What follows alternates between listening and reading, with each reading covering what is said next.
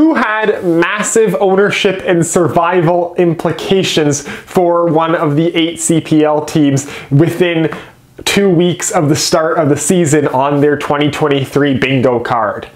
Not me. This morning, the Canadian Premier League announced that the Canada soccer business had purchased York United from the Baldassarra family and are looking at finding new owners for the club. Now, this is a piece of news that gets the alarm bells ringing for basically everyone in and around the Canadian Premier League. This is not the first time that the Canadian soccer business has taken over operations of a Canadian Premier League team. The last time it happened was following the 2021 season when FC Edmonton was given up. However, interestingly, when the Fath Group gave up FC Edmonton, they retained ownership of that club and they only gave up control of the club to the Canadian soccer business. This time, this is a full ownership transfer of the club of York United. It's a full ownership transfer to the Canadian soccer business. The Baldassarra family now are no longer involved with York United whatsoever. They don't have ownership rights. They don't have any control. They are completely separated from that organization. So what does this mean for the future of York United?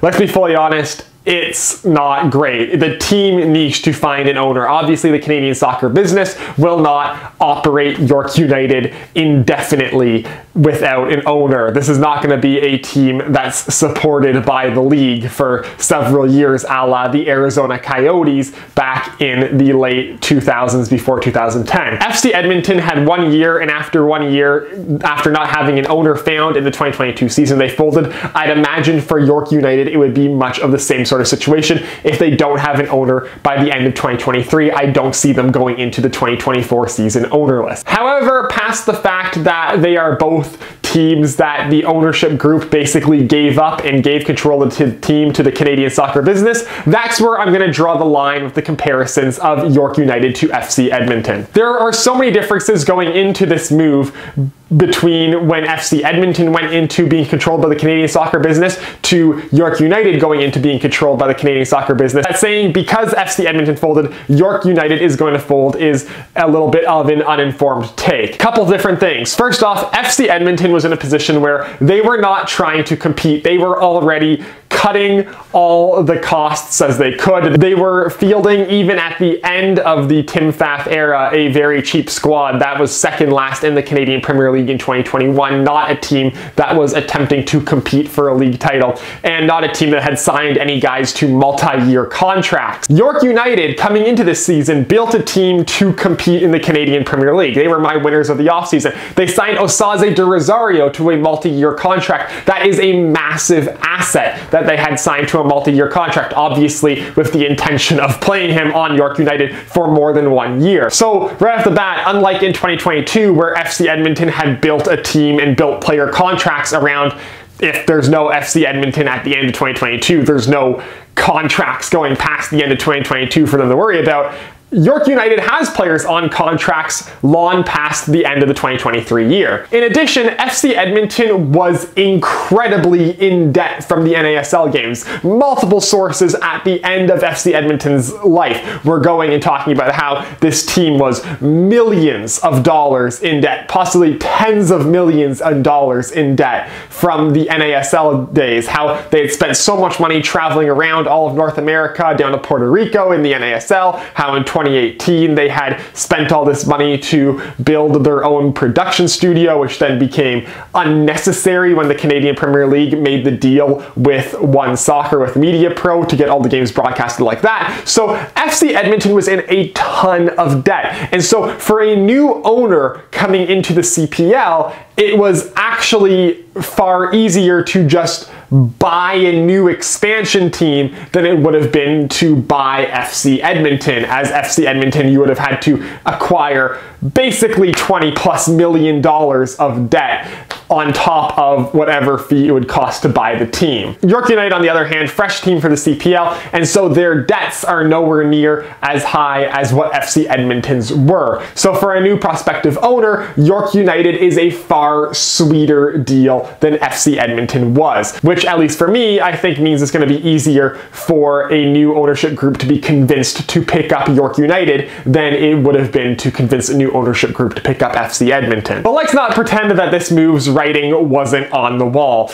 York United, since basically the beginning of the Canadian Premier League, has just been the most in flux team, even before the whole fall off of FC Edmonton. FC Edmonton was fine season 1. Even season 1, York United was a bit of a crapshoot behind the scenes. First off, I don't know if anyone remembers, but York United wasn't even supposed to start playing at York Lions Stadium. They were supposed to start the season off, I think, at the Alumni Stadium, which is like just across the parking lot at York University from the York Lions Stadium, because they were upgrading the York Lions Stadium and they didn't think that was going to be ready until like 3 weeks into the season. So originally they were going to be there, but then like a couple weeks before the season, they announced, actually, we're going to start the season at York Lions Stadium. And start the season is a key point because, again, also in the works was apparently York United, back then York 9, was going to build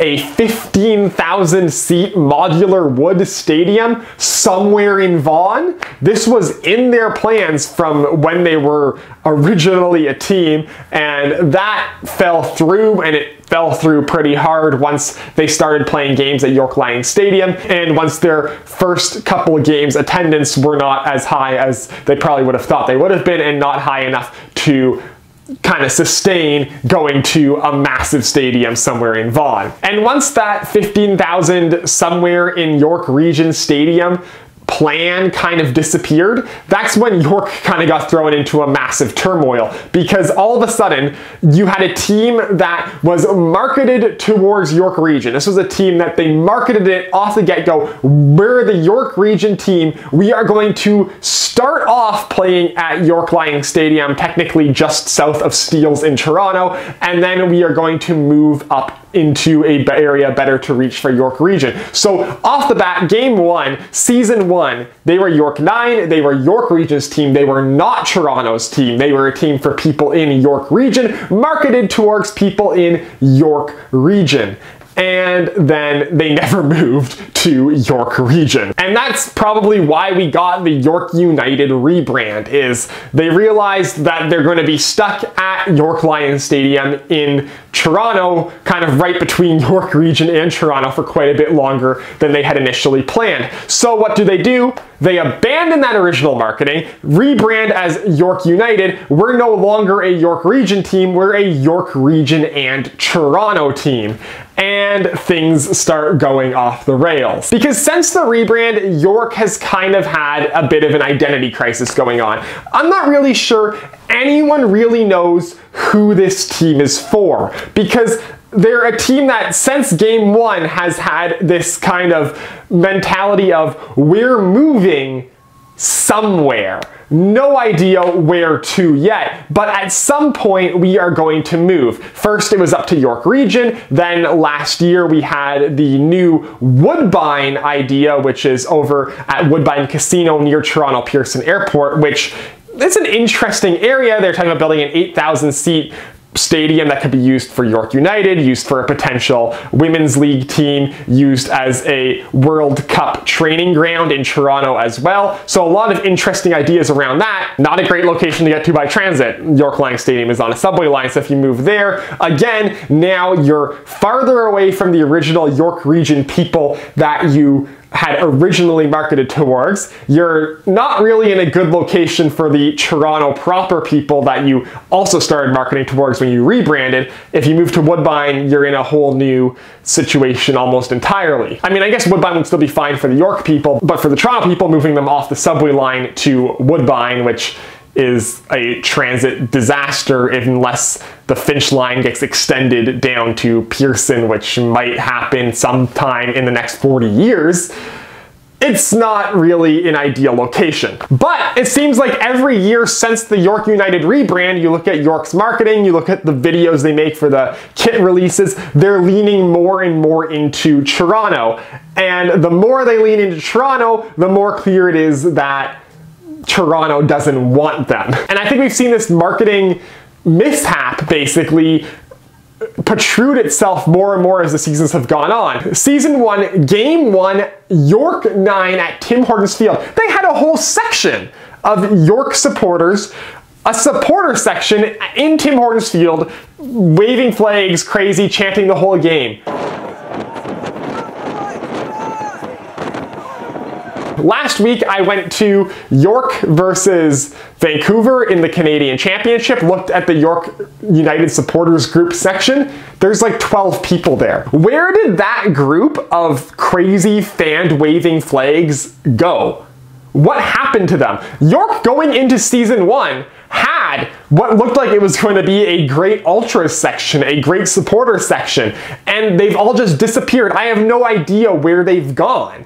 And that's kind of the feeling I've gotten with a lot of York's original fans for season 1. They had decent season ticket sales in season 1. And now this season, you go Game 2, it's in the rain, yes, but the announced attendance is 822 against Vancouver FC for Game 2 of the CPL season. And that's not good because, oh, it was in the rain, whatever. But those numbers usually track tickets sold, which means York has at most 800 season ticket holders. No wonder the Baldassarra family wanted out if they have less than 800 season ticket holders. That is a ridiculously small amount of season ticket holders for a Canadian Premier League team. So what has to happen moving forward?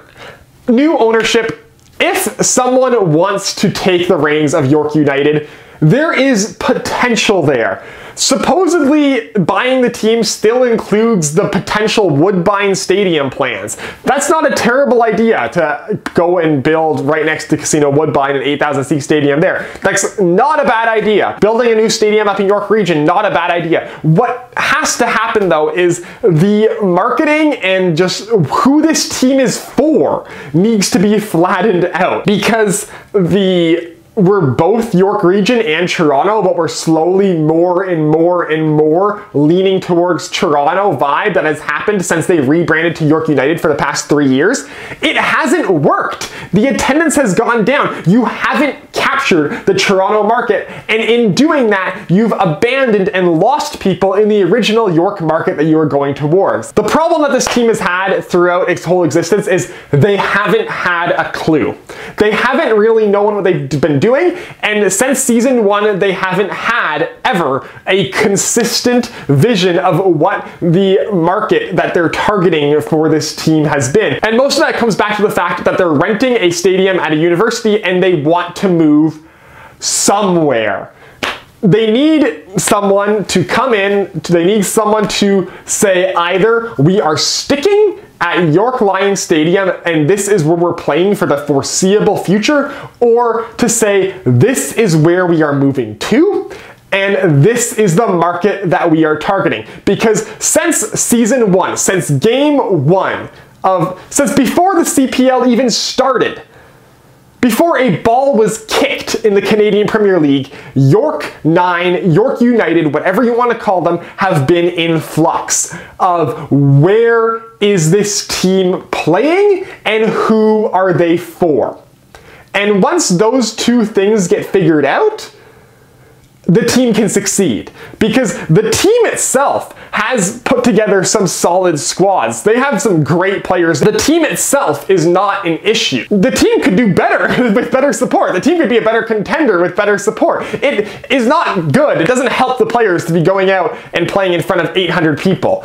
That doesn't make you want to play well as a player. So better support, better all that, and like with the team they have, results can come. So is this the end of the line for York United? I don't think it is. I think legitimately there is so much more for an owner to do here, so much more an owner can have here than with FC Edmonton. York Lions Stadium, if you want to stay there, it's better than Clark Stadium was in Edmonton. The debt situation, way better than whatever the heck was happening with FC Edmonton with $20+ million in debt from the NASL days. If you want to purchase a team in the Canadian Premier League, A pre-built team, if you don't want to deal with expansion and all that, if you want to purchase a pre-built team in the Canadian Premier League, York United is a fantastic option to do that. Especially if you have a vision and especially if you can figure out who this team is for. The second they figure that out, the second they can declare we are permanently playing at this location and say who this team is for, they can do nothing but succeed in the Canadian Premier League. And like, as a fan, I'm from Toronto, but I was in Hamilton when the CPL started up, and I chose to go with Forge, partially because they signed Kyle Becker, but also because York had plans to move up to York Region, and I was like, well, when I go back to Toronto, I don't want to have to drive up to who knows where in York Region every single time I want to go see a game. I'd rather go to Hamilton, and I already know that they're going to be there, and it's going to be set for the first couple of years for me anyways. Had I known that York was going to be 5 years later, so when I'm back,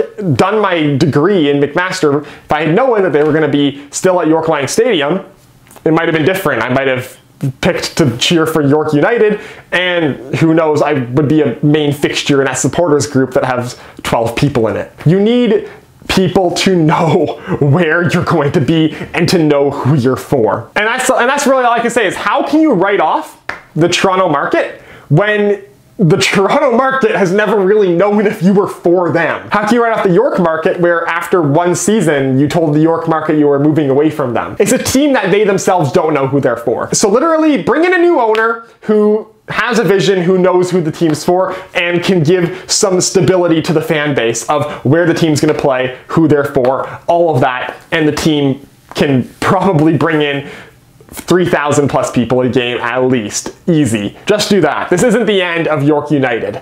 They will obviously finish out this season at the very least, but I think that a new owner can happen. It might come with yet another rebrand. It might come with a move to a different stadium, but the club that exists, that is York United, I do not see dying. They might change almost everything about them as time goes by in the next couple of years, but the team itself will remain. So that does it for this video. As always, if you like this video, hit like. If you want to see more of my stuff, hit subscribe, and I will see you next time.